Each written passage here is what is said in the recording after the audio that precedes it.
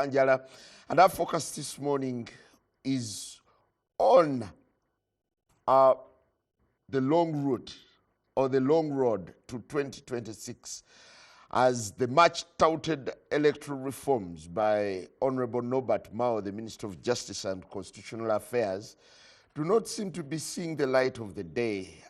In the midst of this confusion, what does it hold for 2026 elections?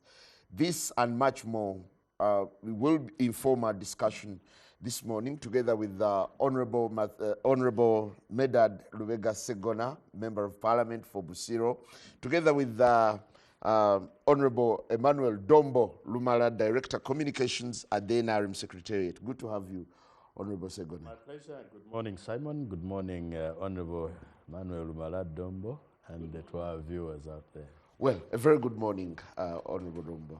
Good morning, viewers, and it's a pleasure for me to be here. Do you have wind of anything like electoral reforms from Honorable Norbert Mao? Maybe I'll start with Honorable Segona. Honorable, the talk about electoral reforms is trending so much, but are you aware of anything that Mao is cooking? Well, Norbert is my brother, now my brother-in-law, actually, having married my sister. He calls Bear. I have only read about them. I think I had a chat with him on some station, and he said yes, he has something in the kitchen that he intends to bring. And he mentioned, basically he was talking about the same things that we moved around the country collecting in 2011, or before 2011, in what constituted the Citizens' Compact. It did appear to me from that interaction that actually he had not presented the same before Cabinet, but was saying that the President was warming up to receive the same. I have discussed with a number of his Cabinet colleagues who say they have not seen them. So it means that he was talking about something which was still in his mind, or probably within the Ministry of Justice and Constitutional Affairs, but has not been tabled for Cabinet. So if it has not been presented to Cabinet, definitely Parliament cannot be aware. Definitely do you get a sense that this ambiguity is deliberate? Yes, I am of the view that Honorable Norbert Mao is trapped, and that he's trying to extricate himself or exfoliate himself out of the entanglement he's embroiled in.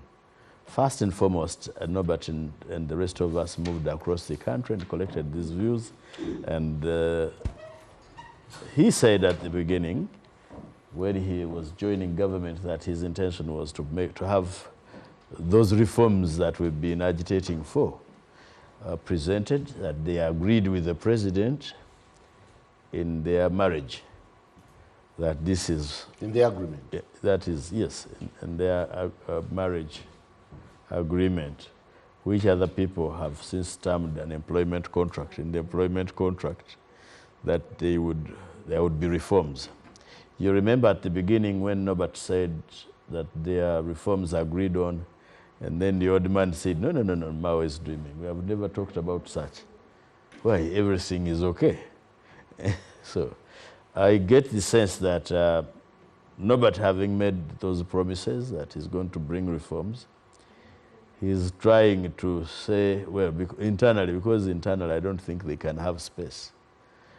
So he's trying to blow them up, to say, well, for me, I did my work. I was frustrated by my colleagues within Cabinet or by the President. And I can tell you that Museveni is hell-bent on frustrating, not Norbert Mao, but anything tangible and meaningful in terms of constitutional and electoral reforms. Because are you as suspicious about reports or rumors that actually there is an intention to get done with Article 103 that provides for adult suffrage, and that the President would be elected through Parliament? I think Museveni, the person, is bred in suspicion. Everything about Yoweri Museveni Tibuhaburwa is suspicious. So anything is possible. That's how he starts his games. I was old enough, I don't know about you, but I was old enough when the Dombos removed term limits. That's how it started. I was old enough when the issue of Mama Mbabas came up and how it started in Chankwanzi, the sole candidature. And then I was also old enough when this age limit thing was started. That's how they started. That's how Museveni starts it. And especially now that he's aging, energetically he's winning, he may not be in a position to do what he has been doing conventionally. But also the suspicion that he intends to bring is his alleged son, subsequently, who may not be as popular across the country. So anything around Museveni is suspicious, but we can only suspect and speculate. I did ask Norbert whether actually it is true he has in his bills the intention to amend Article 103. And he said, well, no, but anybody within cabinet may bring their views on table, but that's not one of those that is cooking. So if it is, there is what the Baganda call kuseruza, that you get, your butula, already the saucepan is on fire, then you try to push it through the banana leaves. So I think what Museveni is likely to do is kuseruza and smuggle in the butulas. Yeah. Well, very interesting. Honorable Dombo, as someone in the corridors of power, do you have wind or knowledge of what Mao presents in electoral reforms? Simon, it's a pleasure for me to be here this morning after a while. And how are you, my colleague? It's a pleasure to meet you once again. Very well, sir. Having been in Parliament with the Honorable Segona and the others, there are certain things that we were trained not to do. Because what we're discussing now is basically speculation, given the challenges and the pronouncements that have been made by the various authorities, either on the existing law or on the desire of the participants in the electoral processes.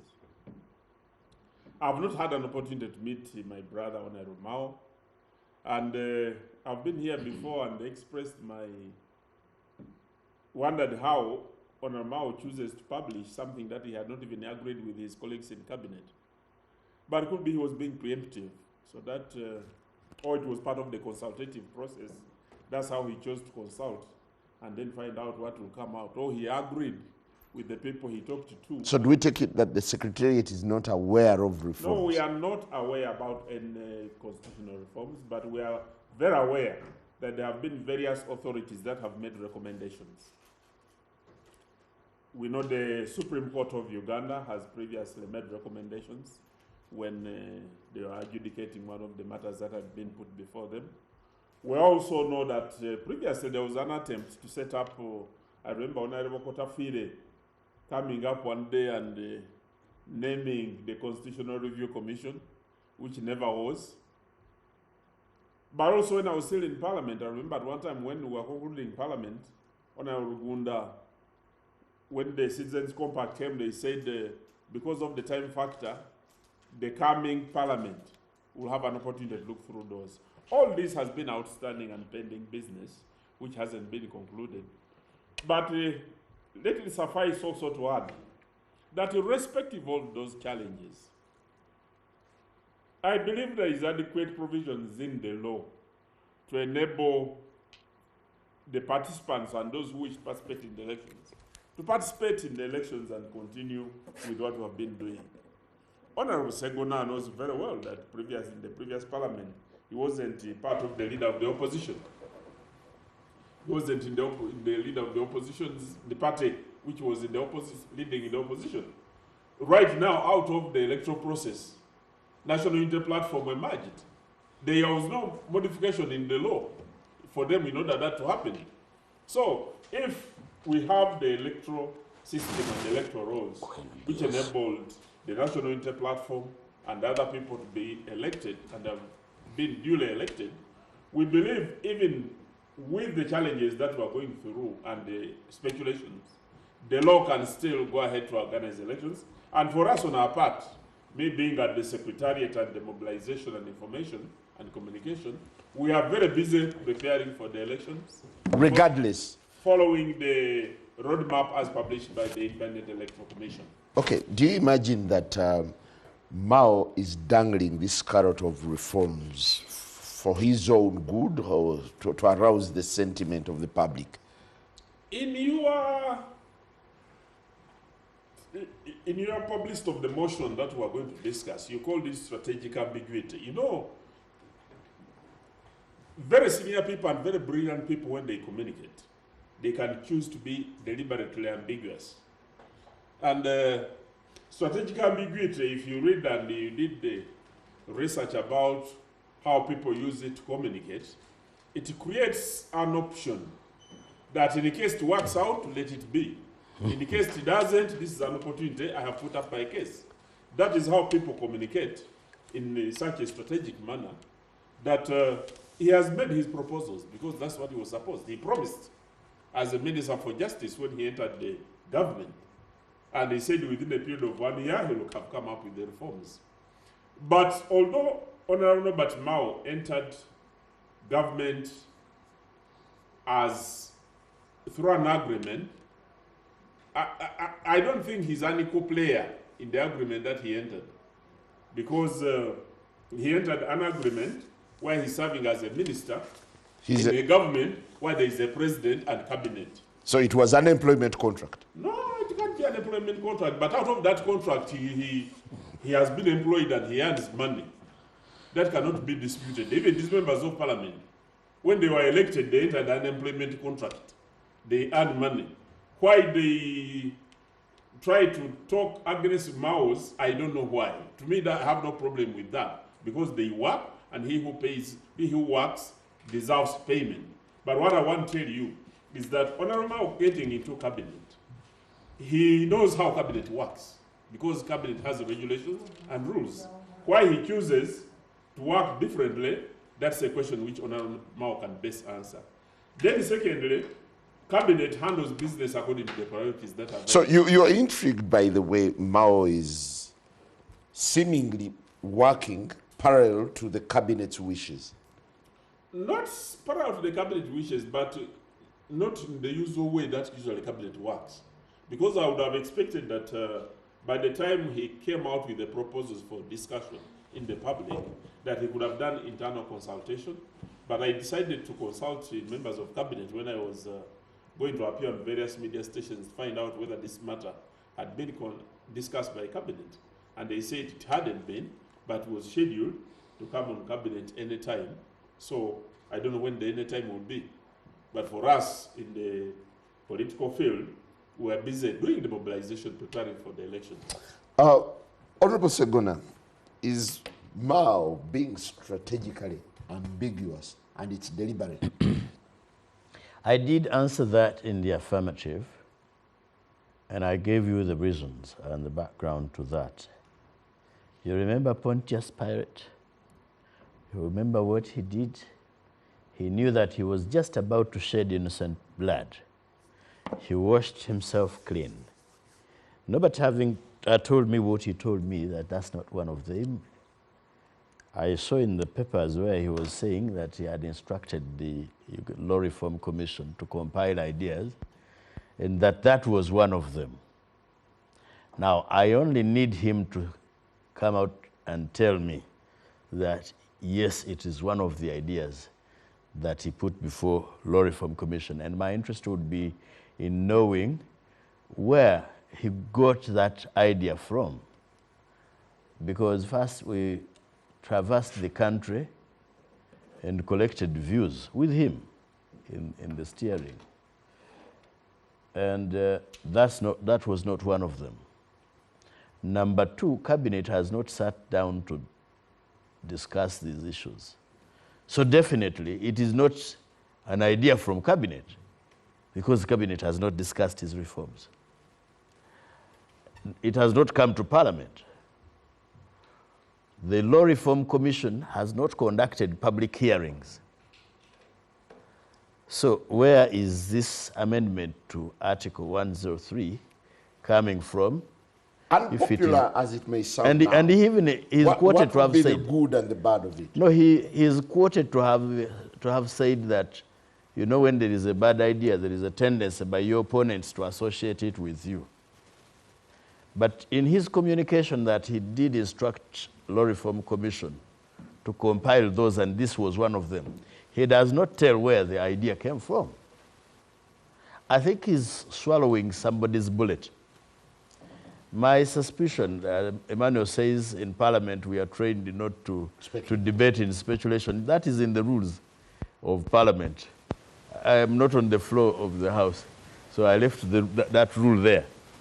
But I'm only dancing to what we are used to as the meal served by Joel Museveni. That he starts like this. On some occasion, his mouthpiece was the Honorable Kakoza. On another occasion, his spokesperson was... That was term limit? Yes, on Bisanja. term limit. Yeah, Bisanja, it was Kakoza. And who is this gentleman who was RDC? Sekabanja. Sekabanja. At some occasion, it was Anite, Evelyn Anite. At some other occasion, it was Majezi. Who knows whether this time? Evelyn was for the censure of our mama. Oh, yes. Now, with age limit, it was Majezi. Who knows whether this time it is Norbert Mao? Because tell me, if this matter has not been discussed in cabinet, first, Norbert owns up and says, yes, I compiled the views and sent them over to Uganda Law Reform Commission. Ordinarily, those would have been views from cabinet. Number two, these have not been discussed by cabinet, not parliament, no public hearings. It was not part of the Citizens' Compact. It was not part of the views, the amendment I proposed in 2015 on behalf of the entire opposition, by the way, and he was my president. So where are these ones coming from? And you know, and Joel Museveni strategically says, I have never sent Mao to bring any amendments. Reforms. We have never talked about reforms with Transition. Norbert Mao. No, he dismissed So the reform. who else, Transition talk. who else owns them other than Norbert? I saw his response to Honorable Matthias Impuga. I don't know what Matthias said, and Norbert was angered. Matthias described it as hot air, that Mao is busy selling hot air prepared in his kitchen. And don't be surprised, with all the good views that we compiled in the Citizens' Compact and that Norbert Mao has custody of, don't be surprised if in the entire amendment that he intends to bring, only that one is picked, because that's Museveni. As Emmanuel said, cabinet has priorities. Cabinet is a structured institution, if you like. It is chaired by somebody who is overly ambitious and selfishly ambitious. That's Yoweri Museveni. With all the other proposals that Ugandans collected and proposed and put across, said, this is what we want to see in our constitution. Museveni picked nothing but said, Majezi, come and bring one to do with the age limit. And that's what sailed through, rather acrimoniously. So, Norbert, unfortunately, is carrying or is swallowing a bullet that probably is not his, but for now he must own it up because he has chosen to be the ugly face of the monster. I don't know which one is good of the two. Thank you very much. Honorable Dombo, be as it may, do you think the time is right for the country to discuss, or rather to push for the amendment of Article 103 that provides for adult suffrage?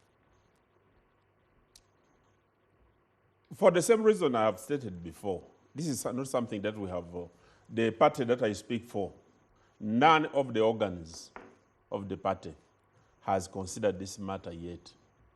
It hasn't been a subject of discussion in any of the forums, either the NRM Parliamentary Caucus, either the Central Executive Committee, not even the Assembly hasn't sat.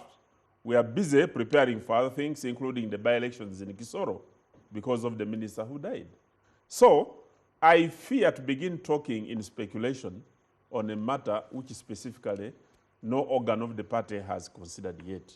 But Honorable Mao, being a member of parliament, but also a minister, it doesn't stop him from receiving views from the people who think like him, from the Democratic Party, or members of the public who he may interact with, because he may need to tell us. Are you sure this is a position of the DP?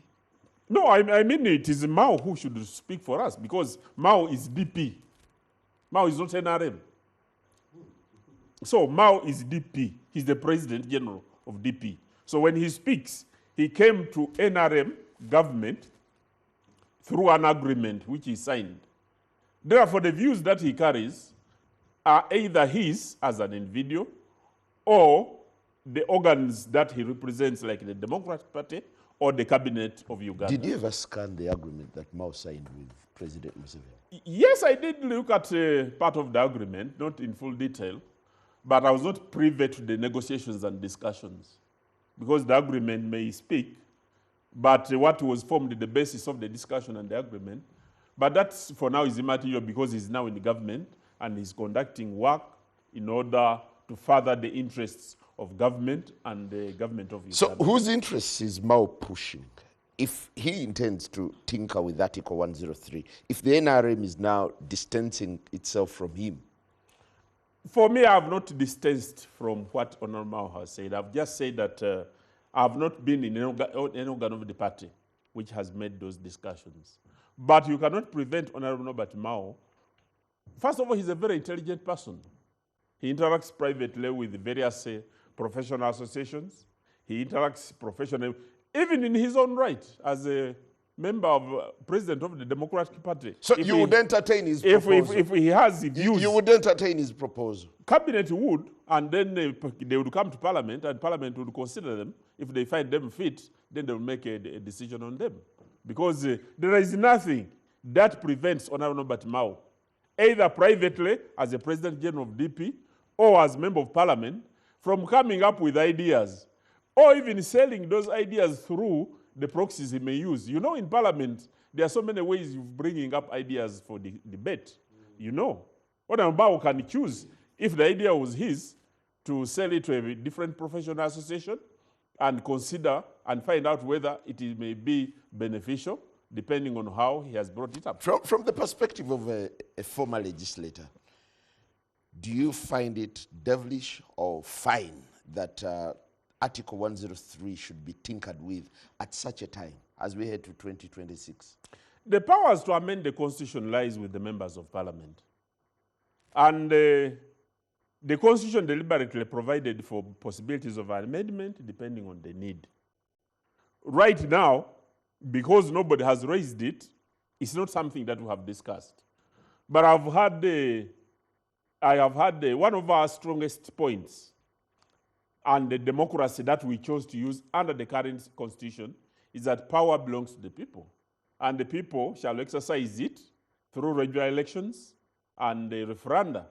And the type of elections we chose for now is that we shall elect the president through universal adult suffrage. And that's what we have practiced. I've had senior leaders. So if people spoke otherwise, some people spoke otherwise. I have had very senior leaders of the national resistance movement coming up to say this is the foundation of the democracy that we fought for. I've listened in. But nobody has come up either to present a paper or to make a discussion or for us to evaluate the possibilities of us finding out why this happened. But, Simon, you may want to know that not many years ago, Uganda, we had a very flourishing democracy where we did not have a universally elected president. You know, the time when Dr. Paul Kawanga Semogere was the leader of the opposition. That was the democratic system that had been adopted by the people of Uganda then. Who knows what Honorable Segona and his friends are going to adopt next when these reforms come up in the parliament. The power lies with them in the parliament to find out when finally these issues materialize and come in before them. With all the uncertainty looming, on the other side, the likes of Honorable Mpuga are also fronting a raft of proposals. Do you think the time is ripe for such a discussion, or we can simply walk into another election as it has always been? First, there has never been a wrong time for presenting views. Honorable Dombo said there is nothing that stops Norbert Mao from presenting these views. I think there is a lot that prevents him from presenting these views. As he did mention, Norbert is not a daft person. Norbert is an intelligent man. Yeah. So anything evil or bad that he does is not out of ignorance. It is deliberate and mischievous. It can only be out of mischief, bad faith, and hatred against this country. So if Norbert ever presented this proposal, I would now get to know how much he hates this country. Because it is evil, it is devilish, it is mischievous, and nobody in his right senses would not be presented by good conscience from presenting this kind of thing. Secondly, as Emmanuel said, that some people choose to use proxies. If he ever brings this, I can only know that he presents it as a proxy of Museveni. Because where did it come from? He mentioned the provisions of Article 1, that the power belongs to the people, who shall exercise the same in accordance with this Constitution. Now, the people have not sent through any of their elected representative a message across that we want to scrap, we want to donate this power to Parliament, or whoever will be in Parliament at the time. Norbert has not consulted anyone known under the sun. Not Cabinet, not Parliament, not the Democratic Party, not even his clan. I'm sure he has not even consulted my sister in his house currently. Where has he picked it from? The same way they conducted secret negotiations with Museveni can only be the way they crafted this and thought to impose it onto the people of Uganda. But Honorable Segona, are you in the mood, you with your colleagues, do you feel you can have a shutdown to block any attempt in that direction? Or you're fatigued?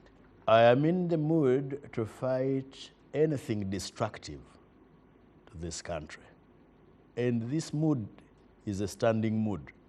24/7, 12 months, I'm always prepared to fight anything mischievous that seeks to destroy the foundations of this country. Can anyone stop this in its tracks? As to whether anyone has the ability is a different matter. I mean, I prepared all the arsenal to shoot down the age limit. You lost. I wrote a minority report with a few colleagues. Do you know, I did not even vote. I was arrested in the precincts of Parliament before I could vote. As they were voting, I was in Ichira, in a police station in Ichira. As to fighting, I will fight to ensure it doesn't happen.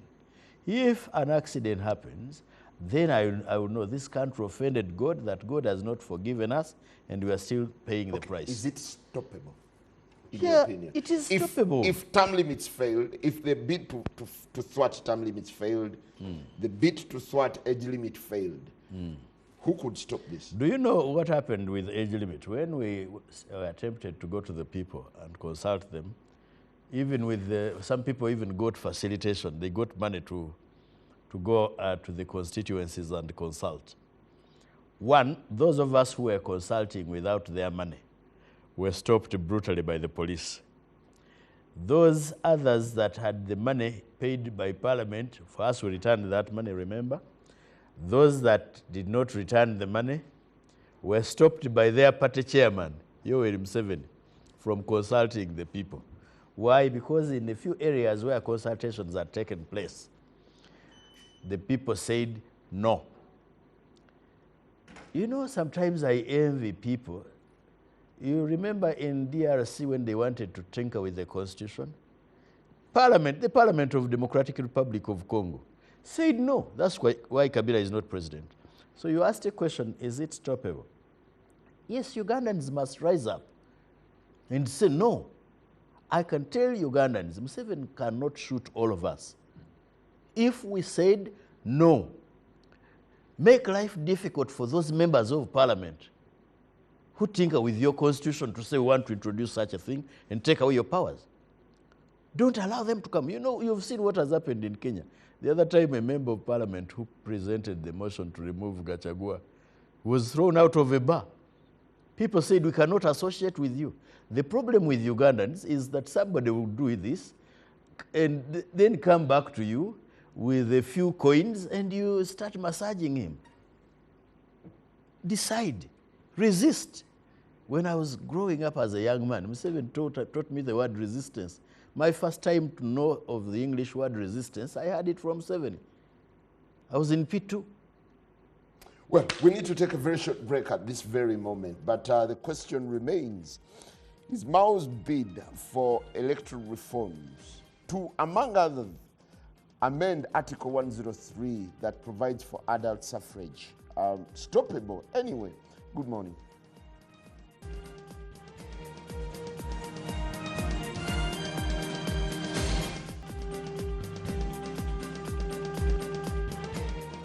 Welcome back. It's still the topical discussion as we discuss the prospect of Honorable Norbert Mao fronting electoral reforms as the country now warms up to 2026.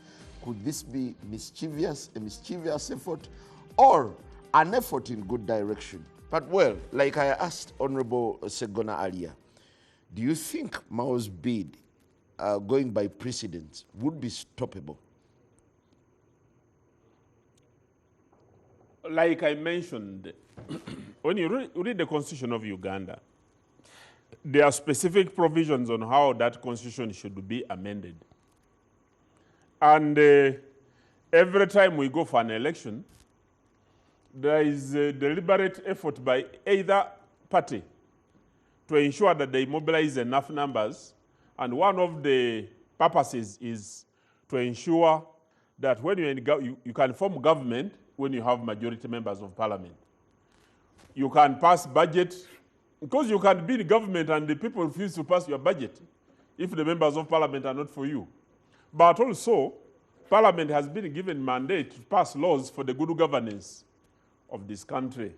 And now the responsibility to measure the good governance, we rely on the members of parliament themselves when they are in parliament, because they are ones with the ability to measure what the good governance that is imputed within what the framers of the law thought about. So, they are the numbers, depending on who will make the proponents, the propositions in parliament, and the reasons for the argument. Because right now, to me to come and say it can be stopped or not, it will be an attempt in futility, especially when I haven't seen the reasons why. Okay. Would you support an amendment in that direction? Speaking as a politician, is it in good faith, you think? I don't want to look at the faith because I don't know who is bringing it. So I cannot adduce the faith. But the issue is, if there is a proposition for amendment, it is the responsibility of the proponent of that argument to give the reasons why he wants. Would you support the amendment of Article 103 to remove the issue of adult suffrage? I've not seen any reason now for it. Because for us in the NRM constitution, first of all, let me talk about the NRM. We used to have electoral colleges for the selection of the candidates. And I saw the challenges that we had at that time.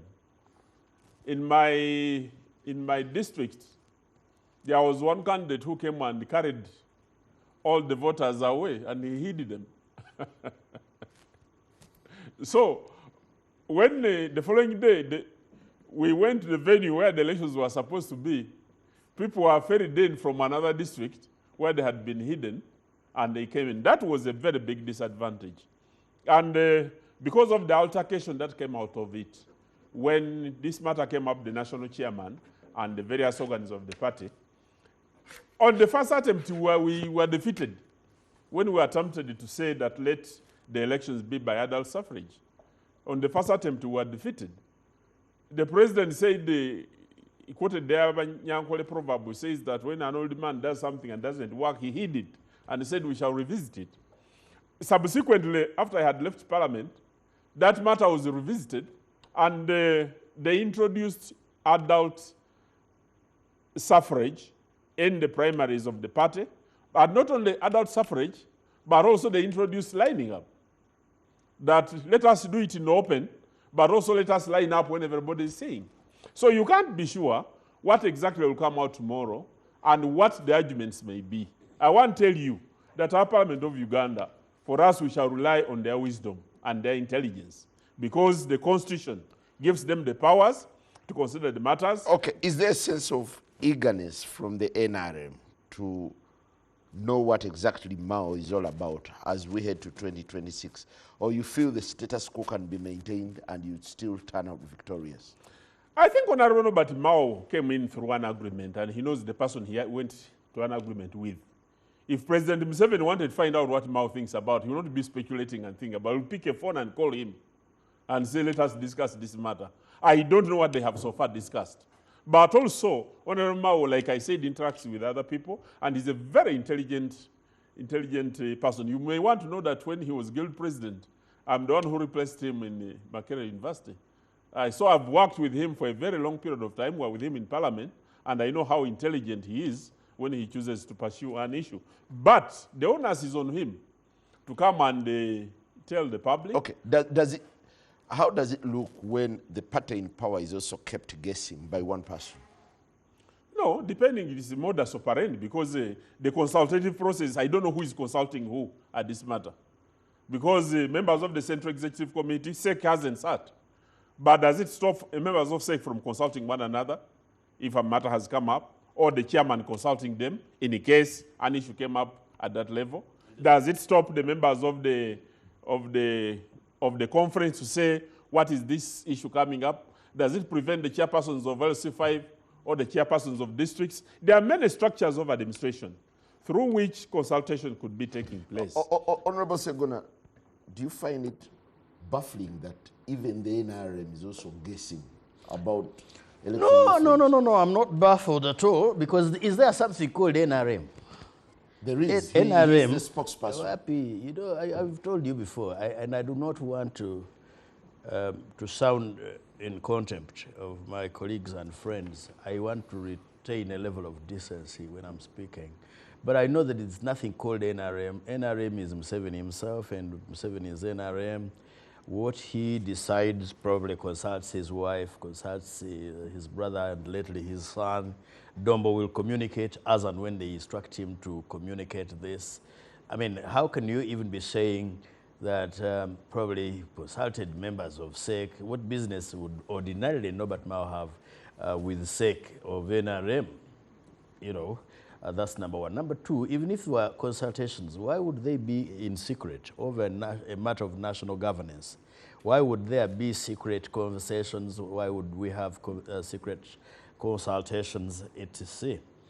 I was happy when the Honorable Dombo said that you know, they reintroduced this thing of adult suffrage within NRM by their national chairman, and including lining up. You know, Museveni is a very ingenious man that, you know, for the first time you had a vote by adult suffrage without a voters register. Why? Because he dreamt about it and said in the morning he communicated, called Tanga and said, Tanga, allow those Ugandans to vote without a register. But now, if you recently woke up to the wisdom of voting in your party by universal adult suffrage, why then would it be wise at the same point to say you're introducing voting a president of the country by college, which is parliament. Knowing the environment in which parliament is involved, is embroiled, I do not think Ugandans would want to cede that power to us. And I would also not want to take up that power. My view is that let Norbert come out. Probably this is a matter which would have been subjected to a referendum. At least of massaging, you would tell Ugandans, you are the ones who decided. And when this is subjected to a referendum, let everybody be free. Somebody might think I'm speaking at a theoretical level because, as they always say, nobody can legislate himself out of power. Somebody went, stole a goat, he has slaughtered it, he wants to eat it all. It's an elephant. It's an elephant, okay. He wants to eat it all, and then you're telling him, please, let us discuss how you exit and you leave some meat for us. That's what they think is practical. Our duty as Ugandans now is to restore what they think is theoretical, the democratic values.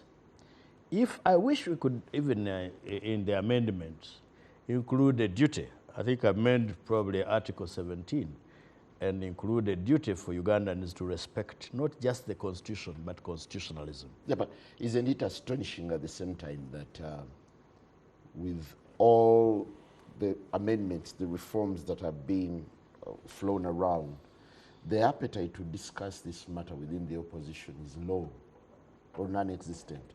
You see the way they are shooting down Mpuga's proposals. You see, The opposition is not up to this. Yeah, of course, it is explainable in two ways. First, that Ugandans do not trust the amendment process. And they are only looking at the person seated in Entebbe and dictating how things move. I do not agree with those who think we should not discuss amending, especially for the good of the country. Emmanuel just reminded me, our duty under Article 79 of the Constitution is to make laws, among others, for the good governance of this country. Now, for me, if somebody is bringing a bill that I consider good for good governance, I will line up behind that person. However devilish he may appear, however much I may disagree with him. Just imagine if the proposition came from Museveni and he said, I want to restore age limit. I want to restore term limits. I want to trim the powers of the presidency, especially now that he's in his last days, as he said, lately he's communicating with his God with the view that he's about to go. I mean, supposing... You would line behind I would line behind him and we amend the Constitution. But now, when Puga brings these views, the same views that we have propelled before, how do you expect me to tell him, no, there would be something fundamentally wrong? Not just because, I mean, I don't know, why would you oppose him? Because you have fallen out with him? Because you don't like him? Because you did not bring the same? I brought the same views as Shadow Minister for Justice in 2015. And they were shelved for the first time, as Emmanuel knows, for the first time, a minority report was not thrown out. The Speaker, Jacob Oulanyah, said, this will be referred to the Constitutional Review Commission, which we have been promised will be established in the subsequent parliament.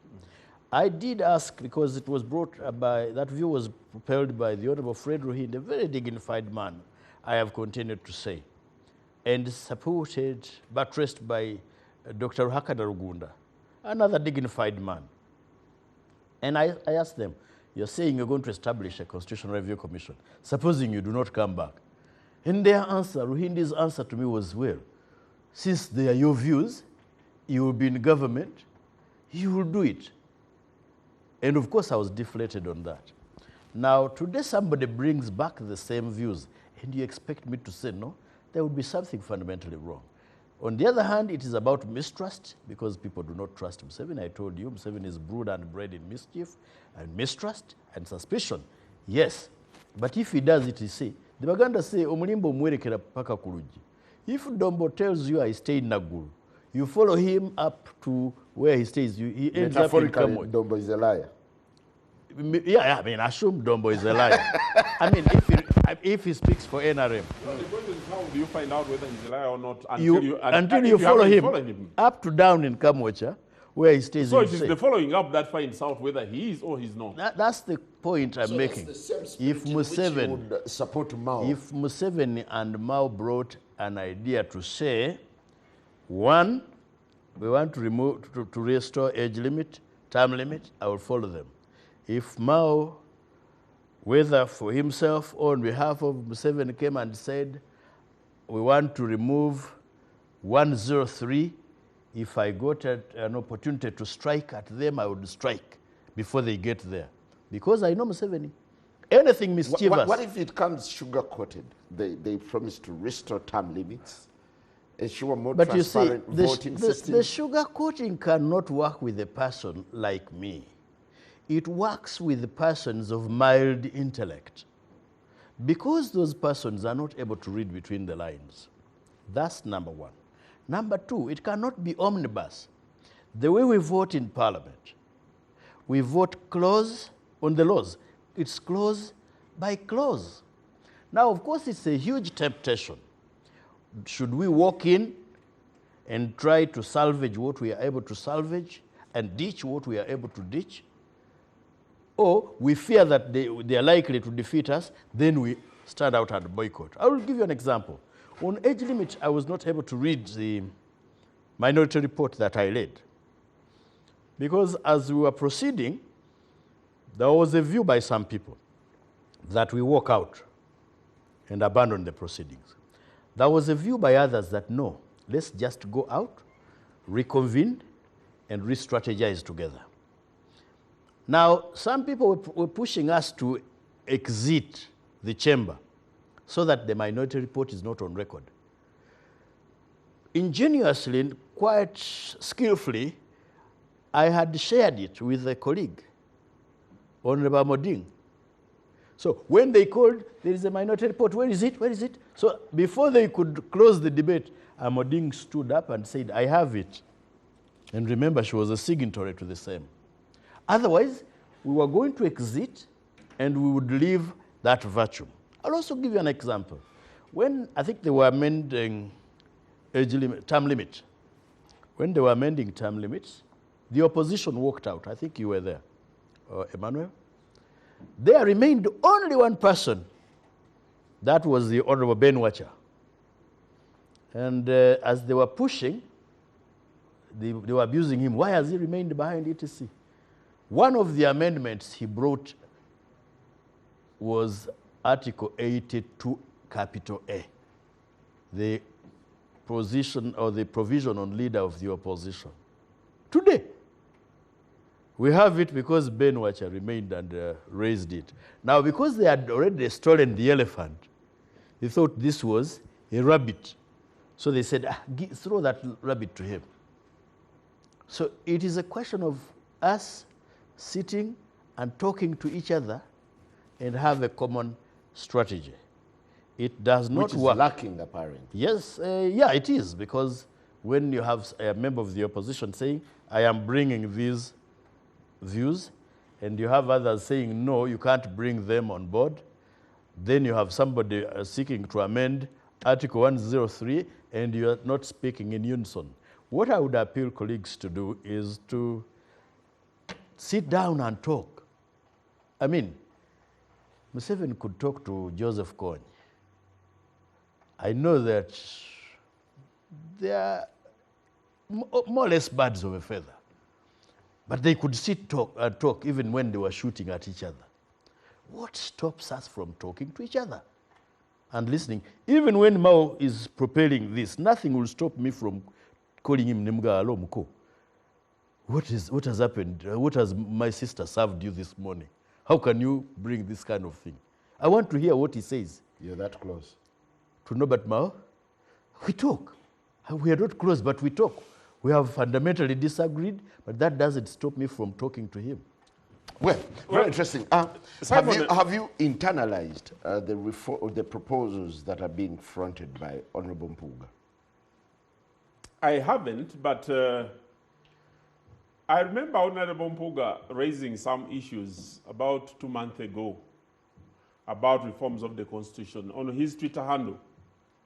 And I asked him, I said, you have been a leader of the opposition for the 2 years, 2.5 years. What did you do about the things you are raising, irrespective of the law providing that people can raise a private member's bill? I did. And I said, if I were you, I would have used the opportunity as member of parliament and the law that allows the individual to do this. So I think Honorable Mpuga is doing this in response to some of the discussions we have had, either publicly or on the social media about some of these opportunistically, things. Right? Not opportunistically, but strategically. Could be he thought that the government was going to bring. He could have had the faith that the Minister of Justice is going to bring up these reforms. But when they don't, and you are a leader of the opposition, you capture the existing opportunity. But let me respond to what my brother Honorable Segona has said. You know, the mistrust which my brother Mpuga is harvesting now, it is what he sold himself when he was a leader of the opposition. Because how many times did the Honorable Mpuga mobilize the opposition to boycott listening to the President of Uganda? So he's getting a bitter taste of his own medicine. What exactly he has planted. I kept reminding them, I said, you know, when God elevates you and he puts you in a vintage position, like right now, Honorable Bobby Wine is the substantive leader of the opposition in the country. By God elevating him to make him what he is, it gives him vintage to demand to meet or to talk to President Museveni. Not necessarily that President Museveni will agree to what he says. The same things I raised to Honorable Nadala Mafabi when he was the leader of the opposition and we were sitting with him in the commission. I used to say, but why don't you pick a phone? I gave them an example of the Israelis when they came to attack us in Entebbe. I watched that film. When the troops were airborne and the Prime Minister knew anything could happen, he had to summon the head of the opposition and brief him. It is the same thing we asked Honorable Kiyonga when we were in the caucus and we were going to send troops to Somalia. We asked the Minister for Defense, have you briefed the leader of the opposition?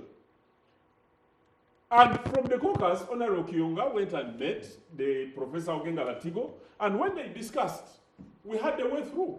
So there is something, a spirit that has been planted in the politics of Uganda, of people not wanting to listen to one another, which unfortunately is very dangerous. So people who are haranguing Honorable Mathias Mpuga, he's just tasting of the same pill which he has been putting to others, because he boycotted when the President Museveni was coming to Parliament, on a budget they have made, and you are the leader, instead of substantively getting up and saying, Mr. President, what are these issues I'm hearing? Because that's what God elevated them. But you know, when you don't use the opportunity God has given you, time comes when God pulls away that opportunity. Well, I'm afraid that's all time we had for this morning. Unfortunately, Honorable Dombo forgets that why, as leader of opposition, Mathias Mpuga organized a discussion of the entire opposition in Munyonyo, and that's where this started from. You're aware of it? But why did it stop only there? No. He was frustrated. Consultations have been going on. Well, he was not frustrated by the party discussions. No, the party disowned him. Formally, there was a statement disowned. Yeah, but the discussions continued since then. I am an insider. I know that we have been preparing this, and we have been progressing with it. No, the party was unequivocal. Nobody says no. We do not associate ourselves with the Yes, that notwithstanding, progress has been made over the months, over the days.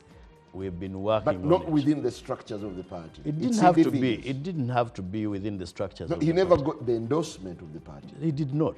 Oh, Well, that's all we had for you this morning. Honorable Medad Segona and Honorable Dombo speaking to us and sharing their insights. A great thank you to both of you, and have a lovely day.